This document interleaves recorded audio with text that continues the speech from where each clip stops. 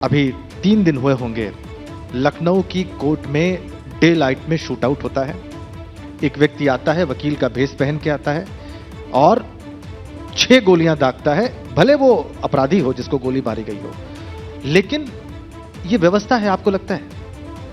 देखिए, व्यवस्था, कोर्ट की व्यवस्था एक अलग है, चाहे वो लोअर कोर्ट हो चाहे हायर कोर्ट हो, कुछ चीज़ें वहाँ पे नहीं होती हैं।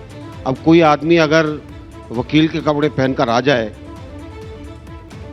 और आप पुलिसकर्मी हैं, आप उसको चेक करो वाकई में वकील है, तो वहाँ पे वैसे ही हड़ताल शुरू हो जाएगी कि जी मैं वकील हूँ, मुझे चेक कर दिया, मुझे काम नहीं करने दिया।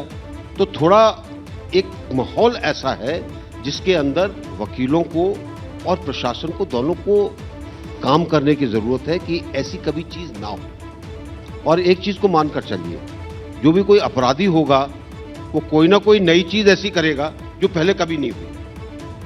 कोर्ट के अंदर ऐसे घुसकर वकील के कपड़े में, मैं स्वीकार करता हूं, वो नया करेगा। अपराधी तो वैसे भी कानून से आगे सोचते हैं, लेकिन फिर वो सफल कानून व्यवस्था कैसे कही जाए अगर वो रास्ता निकाल लेते हैं और हम उन्हें रोक नहीं पाते? देखिए, कानून व्यवस्था के अंदर क्या हम कोर्ट के अंदर बहुत सारी पुलिस रखते हैं? क्या नहीं रखते हैं। सर, ये तो कोर्ट की बात आप कर रहे हैं, प्रयागराज में जो हुआ, प्रयागराज के बाद उसके बाद लखनऊ में, और दोनों ही घटनाओं से कहीं ना कहीं आपको ये लगता है कि जो आपकी सबसे बड़ी ताकत थी, क्योंकि ये कहा जाता है यूपी में कानून व्यवस्था सरकार की सबसे बड़ी ताकत है। हर मंच से सीएम भी कहते हैं, तमाम मंत्री भी कहते हैं, विधायक भी कहते हैं कि हमने एक सुरक्षा का माहौल दिया। आपको लगता है कि एक बहुत बड़ा डेंट पहुंचा है, इसको नुकसान पहुंचा है?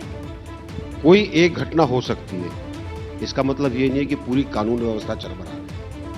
एक घटना के ऊपर कानून व्यवस्था का आंकलन सर, ये दोनों ही लेकिन बहुत बड़ी घटनाएं थी। वही मैं कह रहा हूं, एक इक्का दुक्का चीजों पे नहीं होता है। ये व्यक्तिगत चीजें हैं, एक व्यक्तिगत दुश्मनी थी, उसने अपना तरीका निकाला, उसने कर दिया, खत्म हो गई बात। क्या हम कहेंगे कि पूरा का पूरा उत्तर प्रदेश की कानून व्यवस्था चरमरा गई? हाँ, अगर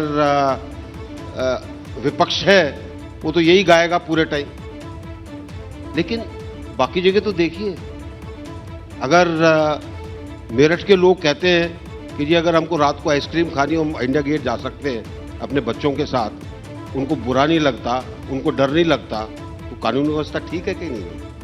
एक ज़माना वो भी था जब लोग बाग मेरठ आने में या मेरठ से जाने में डरते थे।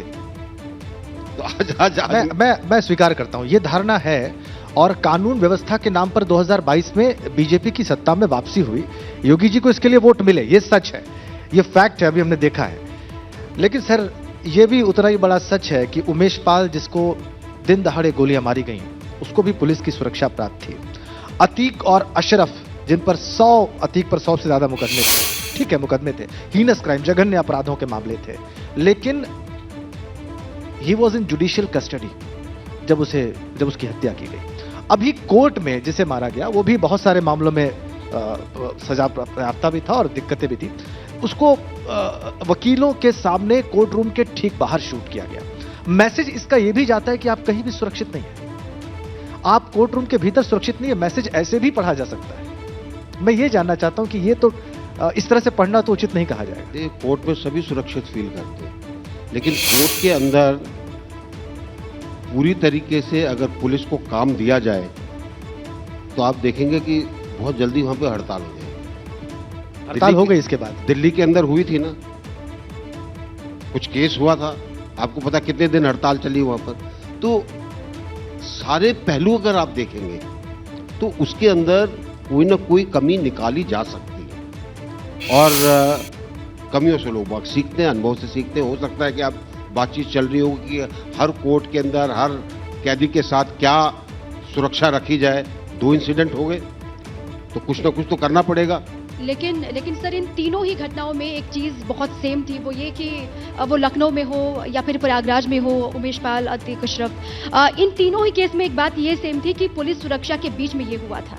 तो एक मैसेज ये गया कि जो आम लोग हैं, फिर उनका क्या, जो पुलिस के घेरे में हैं, कई लेयर की सिक्योरिटी उनको मिली हुई है या फिर सिक्योरिटी के बीच में है, वहां पर इस तरीके से आकर के हत्याकांड को अंजाम देना अगर आसान है, आम जनता सुरक्षित फील करती है। ये इंसिडेंट जो है वहां पर हुए हैं जहां जिन लोगों के साथ लोग बाग असुरक्षित फील करते थे, और इसलिए शायद कोई ना कोई तरीके से लोग बाग उसके अंदर घुस गए। मेरा अपना मानना है, जब हम कानून व्यवस्था की बात करते हैं, कानून व्यवस्था अगर 90% ठीक है, 100% भी अगर आप कहते हैं ठीक है, इक्का दुक्का इंसिडेंट जरूर होंगे। हम कहते हैं जी अमेरिका के अंदर कानून व्यवस्था बहुत अच्छी है। एक जमाना था जबकि न्यूयॉर्क के अंदर वो कहते थे कि टाइम्स स्क्वायर में अगर आप जाते हैं अपना पर्स मत लेके जाइएगा। यहाँ पे झपटते हैं, वहां पर भी यही हाल था। वहां पे जुलियानी करके मेयर आए, उन्होंने क्या किया कि छोटे क्राइम से शुरू करो। जो आप लाल बत्ती पे रुकते हो, एक आदमी पिचकारी से शीशा साफ करने लगता है, उसके बाद पैसे मांगता है, गंदा पानी डाल देता है, वहां से पुलिस का अभियान शुरू हुआ। लेकिन उसके लिए उन्होंने ज्यादा पुलिस रिक्रूट की। एक मैसेज ये गया कि हम छोटे अपराधी को भी नहीं छोड़ेंगे, बड़े अपराधी को तो घर छोड़ने की बात दूसरी। अब ये हमारे यहां भी ऐसी चीज करने में समय लगेगा, टाइम लगेगा, ताकि कानून व्यवस्था जो शायद आज 99% पर वो 100%। एबीपी गंगा, खबर आपकी, जुबान आपकी।